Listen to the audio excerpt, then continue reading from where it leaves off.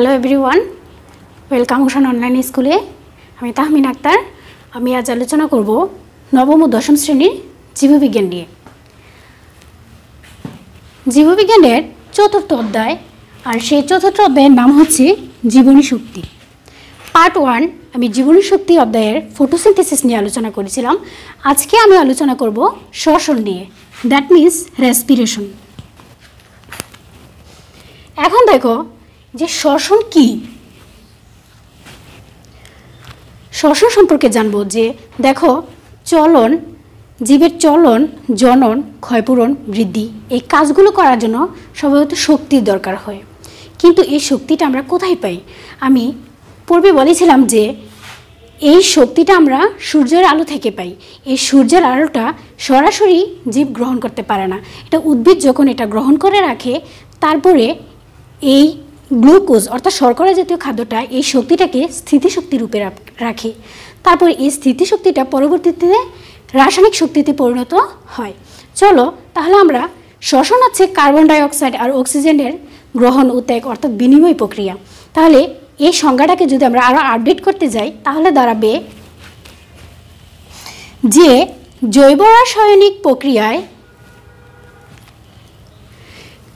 কোষস্থ খাদ্যবস্তু অক্সিজেনের উপস্থিতিতে বা অনুপস্থিতিতে জারিত হয়ে রাসায়নিক শক্তি, গতিশক্তি বা তাপশক্তি রূপে মুক্ত হয় ও শেষে ফলশ্রুতিতে কার্বন ডাইঅক্সাইড ও পানি উৎপন্ন করবে, সেটি হচ্ছে শ্বসন। দেখো তাহলে শ্বসন হচ্ছে আমরা অক্সিজেনের উপস্থিতি এবং অনুপস্থিতি এই দুইটার উপর ভিত্তি করে শ্বসন সাধারণত দুই প্রকার, একটা হচ্ছে সবাত শ্বসন আর একটা হচ্ছে অবাত শ্বসন। তাহলে আমরা বলছিলাম যে অক্সিজেনের উপস্থিতি আর অনুপস্থিতি। দেখো এখানে সবাত শ্বসনের ক্ষেত্রে যে শ্বসনে অক্সিজেনের প্রয়োজন হয় এবং শ্বসনিক বস্তু হিসেবে গ্লুকোজ, শর্করা, প্রোটিন এগুলো সম্পূর্ণরূপে জারিত হয়ে কার্বন ডাইঅক্সাইড, পানি এবং শক্তি উৎপন্ন করবে, সেটি হচ্ছে সবাত শ্বসন। দেখো আমি এখানে সবাত শ্বসনের একটি সমীকরণ লিখে নিয়েছি।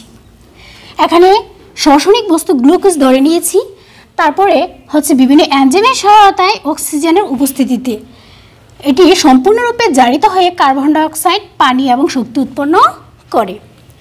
তাহলে এটা আমরা এখন ব্যালেন্স মিলিয়ে দেখি। এখন দেখো এখানে কার্বন হচ্ছে 6টি আর এখানে কার্বন হচ্ছে 8টি। আমরা যদি এখানে 6 দেই তাহলে দেখো এখানে কার্বনের 6টি, এখানেও কার্বনের 6টি মিলে যায়। তারপরে চলো যে দেখো এখানে অক্সিজেন কতটা হয়ে গেল। এখানে অক্সিজেন এখানে হচ্ছে 2টি, এখানে হচ্ছে 6টি, তাহলে 6 দুগুণে 12টি হয়ে গেল। আর এখানে অক্সিজেন হচ্ছে শুধু 1টি, তা শুধু 2টি। তাহলে আমরা কি করব, আমাদেরকেও ঠিক এটার মতো এখানে 12টা বানাতে হবে। এজন্য আমরা এখানে আবার 6 দিয়ে দিব। তাহলে এখানে 6 দুগুণে 12টি অক্সিজেন, এখানেও 6 দুগুণে 12টি অক্সিজেন। তারপরে চলো হাইড্রোজেন। এখানে হাইড্রোজেন হচ্ছে 2টি আর এখানে হাইড্রোজেন হচ্ছে 12টি। এজন্য আমরা কি করব, এখানে হাইড্রোজেন 12টি, এখানেও ঠিক হাইড্রোজেন 12টি বানাতে হবে। তাহলে চলো আমরা যদি এখানে 6 দিয়ে দেই তাহলে 6 দুগুণে 12টি হাইড্রোজেন, এখানেও কয়টি 12টি হাইড্রোজেন হয়ে গেল। তারপর দেখো গ্লুকোজে অক্সিজেন হচ্ছে 6টি, কিন্তু এখানে হচ্ছে অক্সিজেন শুধুমাত্র অক্সিজেনের ক্ষেত্রে এখানে 6 দেওয়াতে দেখা যায় যে এখানে অক্সিজেন 6টি হয়ে গেছে, এখানেও 6টি। ক্লিয়ার? এখন দেখো সম্পূর্ণ সবাত শ্বসন প্রক্রিয়াটি যদি আমরা ব্যাখ্যা করি তাহলে দাঁড়াবে যে শ্বসনিক বস্তু গ্লুকোজ অক্সিজেনের সহায়তায় সম্পূর্ণরূপে জারিত হয়ে 6 অণু কার্বন ডাইঅক্সাইড, 6 অণু পানি এবং শক্তি উৎপন্ন করবে। এখন কি পরিমাণ শক্তি উৎপন্ন করবে সেটা সম্পর্কে জানবো। এখানে 686 কিলোক্যালোরি শক্তি উৎপন্ন করবে সবাত শ্বসন প্রক্রিয়ায়। আর এই সবাত শ্বসন প্রক্রিয়াটি সাধারণত উদ্ভিদ এবং প্রাণী উভয়ের একটি স্বাভাবিক শ্বসন প্রক্রিয়া। এখন চলো অবাত শ্বসন প্রক্রিয়া। এই অবাত শ্বসন প্রক্রিয়ায় অক্সিজেনের প্রয়োজন হয় না। এখানে শ্বসনিক বস্তুটি সম্পূর্ণরূপে জারিত না হয়ে আংশিকভাবে জারিত হয়, অর্থাৎ কোষস্থ যে এনজাইমটা থাকে এই এনজাইমটা আংশিকভাবে জারিত হয়ে ইথাইল অ্যালকোহল, বিভিন্ন জৈব যৌগ যেমন ইথাইল অ্যালকোহল, ল্যাকটিক অ্যাসিড এগুলো উৎপন্ন করে এবং কার্বন ডাইঅক্সাইড উৎপন্ন করে সাথে শক্তি উৎপন্ন করে। চলো এই যে এখানে গ্লুকোজ লিখে নিয়েছি, এই গ্লুকোজ এনজাইমটা, কোষস্থ এনজাইমটা আংশিকভাবে জারিত হয়ে যখন ইথাইল অ্যালকোহল নামক যৌগ উৎপন্ন করে।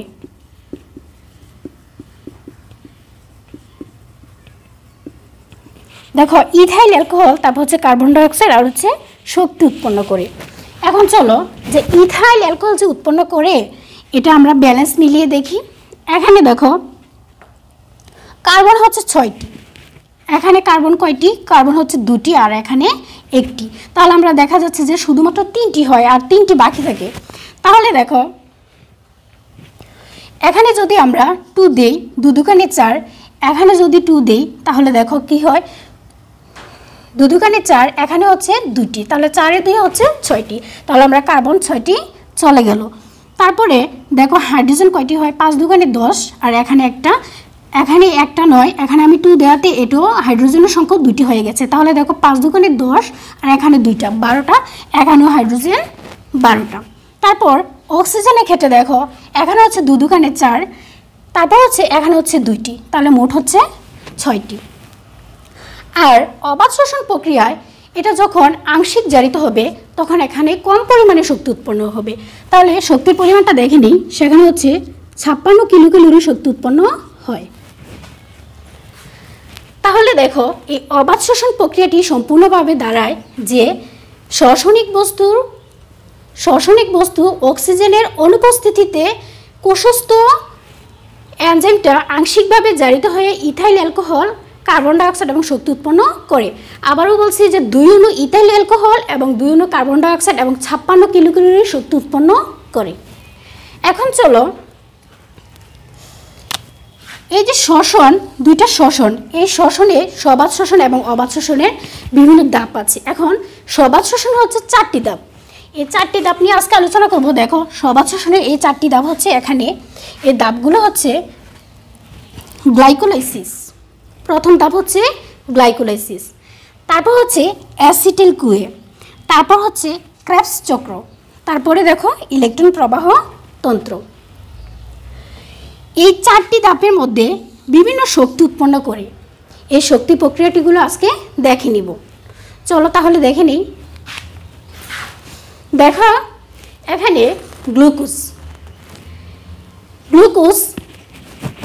এখনো গ্লুকোজ গ্লাইকোলাইসিস পর্যায়ে সম্পূর্ণভাবে জারিত হয়ে 2টি পাইরুভিক অ্যাসিড উৎপন্ন করবে। 2 অণু পাইরুভিক অ্যাসিড দেখো C3H4O3, এটা হচ্ছে পাইরুভিক অ্যাসিডের সংকেত। 2 অণু পাইরুভিক অ্যাসিড উৎপন্ন করবে কোথায় থেকে? গ্লুকোজ থেকে। কোন ধাপে? সেটা হচ্ছে গ্লাইকোলাইসিস ধাপে। তাহলে গ্লুকোজ, এক অণু গ্লুকোজ সম্পূর্ণরূপে জারিত হয়ে গ্লাইকোলাইসিস পর্যায়ে 2 অণু পাইরুভিক অ্যাসিড উৎপন্ন করে। দেখো এই পাইরুভিক অ্যাসিড হচ্ছে C3H4O3, তাহলে 2 অণু পাইরুভিক অ্যাসিড এবং 4 অণু এটিপি এবং 2 অণু NADH2 উৎপন্ন করে। এখন 4 অণু এটিপি যখন গ্লুকোজ থেকে পাইরুভিক অ্যাসিড উৎপন্ন হয়েছিল, এই 4 অণু এটিপি থেকে 2 অণু এটিপি খরচ হয়ে গিয়েছিল আর বাকি থাকে শুধুমাত্র 2 অণু এটিপি আর হচ্ছে 2 অণু NADH2। এখন দেখো গ্লুকোজের এই গ্লাইকোলাইসিস পর্যায়টা, গ্লুকোজ থেকে যখন এই গ্লাইকোলাইসিস পর্যায়ে পাইরুভিক অ্যাসিড উৎপন্ন হয়, এই প্রক্রিয়াটি সাধারণত কোষের সাইটোপ্লাজমে ঘটে থাকে। এখন চলো তারপরে যে পাইরুভিক অ্যাসিড উৎপন্ন হওয়ার পর গ্লাইকোলাইসিসের পরের পর্যায়টা ছিল অ্যাসিটাইল কুয়ে। এই অ্যাসিটাইল কুয়ের মধ্যে এই যে পাইরুভিক অ্যাসিড থেকে প্রতি অণু, এখানে আমি 2 অণু পাইরুভিক অ্যাসিডের কথা বলেছিলাম, এখানে একটা এখানে একটা। এখন প্রতি অণু পাইরুভিক অ্যাসিডে অ্যাসিটাইল কুয়ে ধাপে অর্থাৎ দ্বিতীয় ধাপে পাইরুভিক অ্যাসিড থেকে, প্রতি অণু পাইরুভিক অ্যাসিড থেকে 2 কার্বন বিশিষ্ট অ্যাসিটাইল কুয়ে সৃষ্টি হয়। 2 কার্বন বিশিষ্ট অ্যাসিটাইল কুয়ে সৃষ্টি হয়। তারপর হচ্ছে প্রতি অণু পাইরুভিক অ্যাসিড থেকে একটি করে কার্বন ডাইঅক্সাইড ও একটি করে NADH2 উৎপন্ন হয়।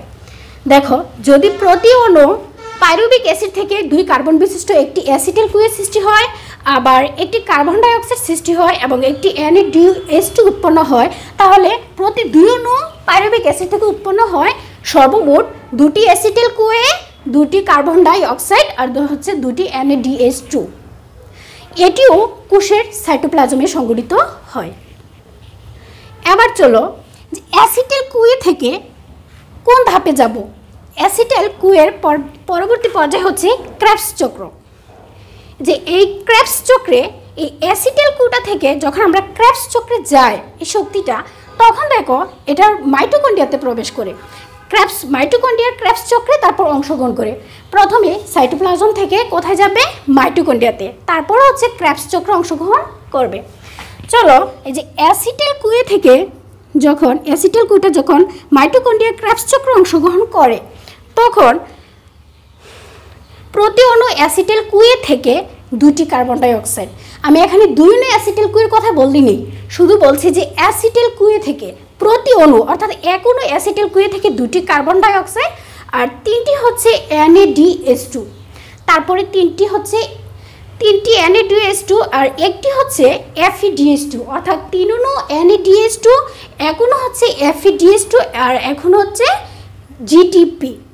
তারপরে দেখো যদি প্রতি অণু অ্যাসিটাইল কুয়ে থেকে ক্রেবস চক্রে 3টি করে NADH2, একটি করে FeDH2 এবং একটি GTP অণু পাওয়া যায় এবং 2টি কার্বন ডাইঅক্সাইড অণু পাই, তাহলে 2টি অ্যাসিটাইল কুয়ে থেকে মোট কয়টি পাই আমরা দেখো, এখানে 3টি NADH2, এখানে 3টি, মোট 6টি NADH2 পাই। তারপর হচ্ছে এখানে একটি FeDH2, এখানে একটি FeDH2, মোট হচ্ছে 2টি FeDH2। তারপর চলো যে GTP এখানে একটি, মোট হচ্ছে 2টি, অর্থাৎ 2 অণু অ্যাসিটাইল কুয়ে থেকে মোট 6টি NADH2, তারপর হচ্ছে 2টি FeDH2 এবং 2টি হচ্ছে GTP পাই, আর হচ্ছে মোট এখানে 2টি, মোট হচ্ছে 4টি কার্বন ডাই অক্সাইড পাই। এবার চলো চতুর্থ ধাপ। এই চতুর্থ ধাপটা দেখে নেই, ইলেকট্রন প্রবাহতন্ত্র। যখন অ্যাসিটাইল কুটা ক্রেবস চক্রে প্রবেশ করে, ওই ক্রেবস চক্রের মাইটোকন্ড্রিয়া যখন এই বিপুল পরিমাণ শক্তি উৎপন্ন হয়, তখন এটা ইলেকট্রন প্রবাহতন্ত্রের মধ্য দিয়ে প্রবাহিত হয়। এই ইলেকট্রন প্রবাহতন্ত্রের মধ্যে এটা কি করে, যে বিভিন্ন ধরনের কার্বন ডাই অক্সাইড, পানি এবং ইলেকট্রন তৈরি করে। আর এই ইলেকট্রন উচ্চ শক্তি সম্পন্ন ইলেকট্রনগুলো যখন এই ইলেকট্রন প্রবাহতন্ত্রের মধ্যে দিয়ে যাবে, তখন এরা বেশি পরিমাণে আরও এটিপি তৈরি করে। এখন চলো মোট এই পর্যায়ে অর্থাৎ সবাত শ্বসন প্রক্রিয়ার মধ্যে কত অণু আমরা এটিপি পাই। দেখো এখানে হচ্ছে 4 অণু এটিপি, 4 অণু এটিপি থেকে 2 অণু এটিপি খরচ হয়ে গেল, তাহলে থাকলো শুধুমাত্র আর 2 অণু এটিপি। আর এখানে 2 অণু হচ্ছে NADH2, আমরা জানি যে এক অণু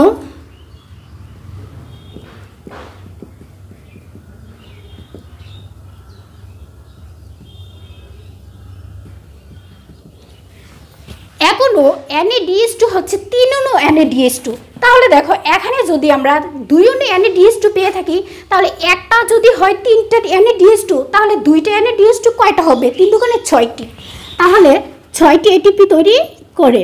তাহলে মোট গ্লাইকোলাইসিসে আমরা পাইলাম যে 2টা আর 6টা, 8টা এটিপি। তারপরে চলো অ্যাসিটাইল কুয়ে।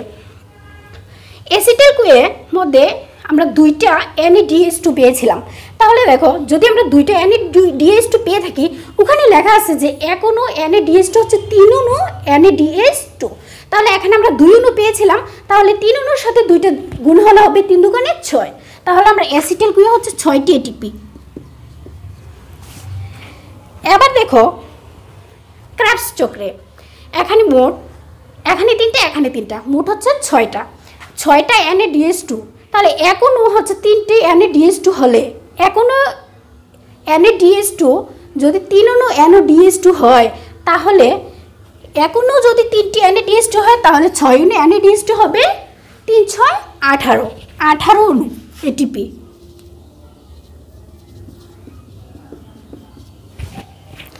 এরপরে চলো FeDH2, আবার জানি যে এক অণু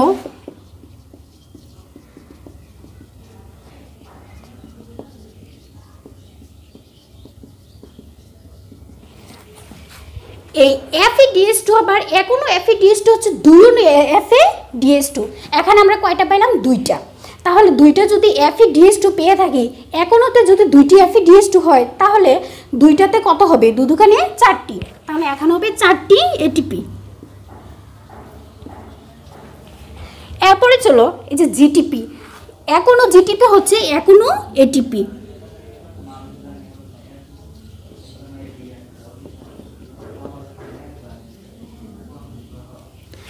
তাহলে এখানে দুইটি, তাহলে আমরা কি পাবো? দুইটি এটিপি।